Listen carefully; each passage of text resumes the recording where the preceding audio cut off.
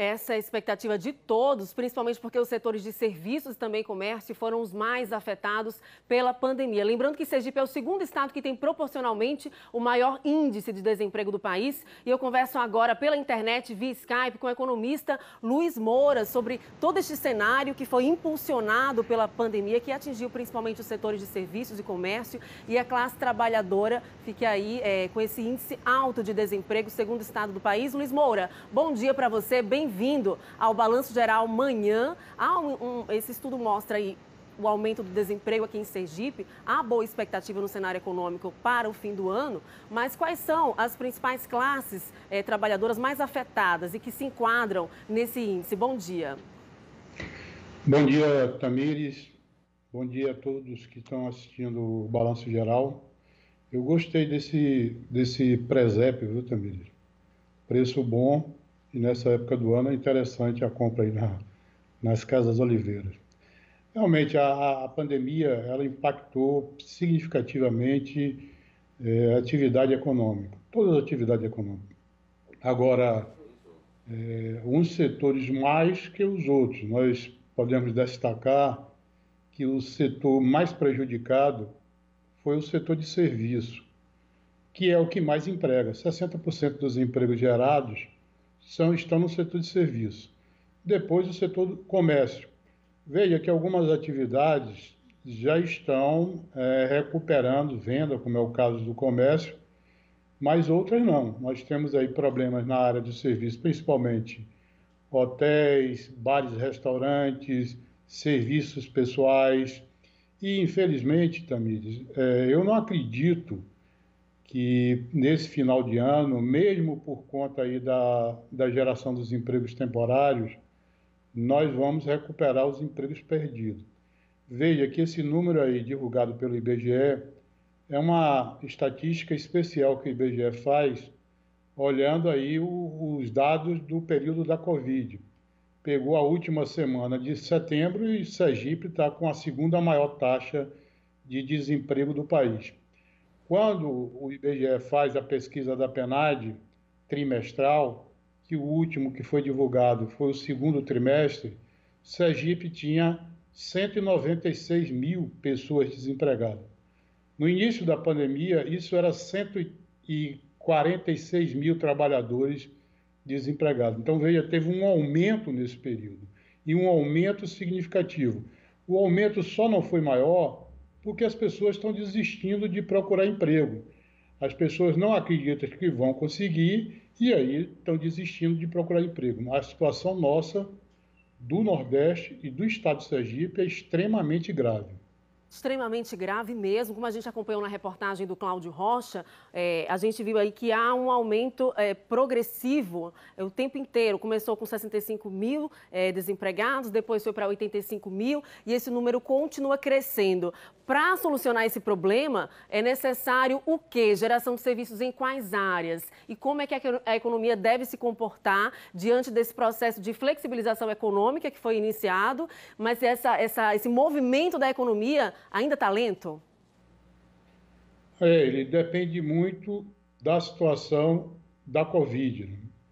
Se descobrirem uma vacina e ela for eficaz e eficiente, nós poderemos diminuir o ritmo de desaquecimento da economia. Mas caso isso não aconteça, as pessoas sempre ficarão receosas de sair de casa, de consumir um produto sob pena de perder o emprego e não ter como sobreviver. Então, esses fatores terão que ser levados em consideração. Aliado a isso, nós temos uma péssima notícia, que é a redução do auxílio emergencial. Uma parte dos empregos gerados deriva do aumento de consumo possibilitado pelos R$ 600, que injetava aí 547 milhões de reais na nossa economia. Isso será reduzido à metade e terá como fim o mês de dezembro. Então, provavelmente, esse efeito do fim do auxílio será sentido a partir dos meses de janeiro, fevereiro e março, que são meses tradicionalmente onde não há contratações. Então, a expectativa é de que, se não houver nenhuma mudança no cenário da nossa saúde, dificilmente nós teremos uma reversão desse número do desemprego, infelizmente.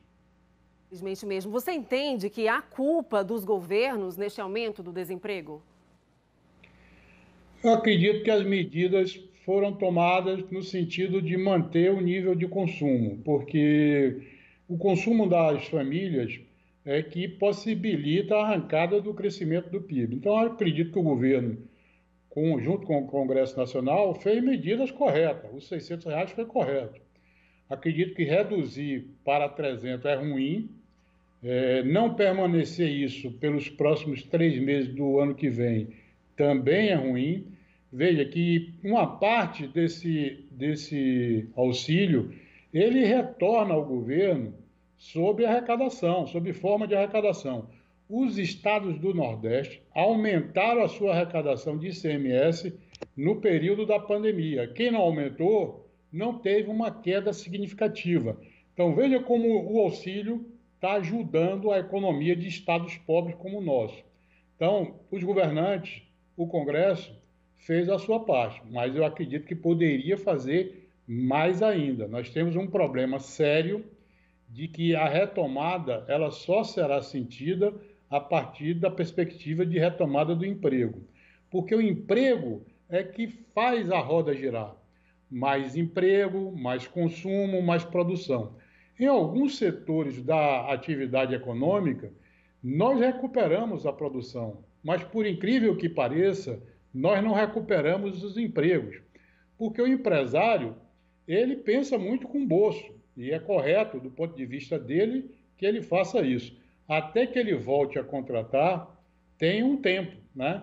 Ele precisa perceber que aquele negócio do qual ele faz parte voltou a crescer com consistência, e aí ele retoma as contratações.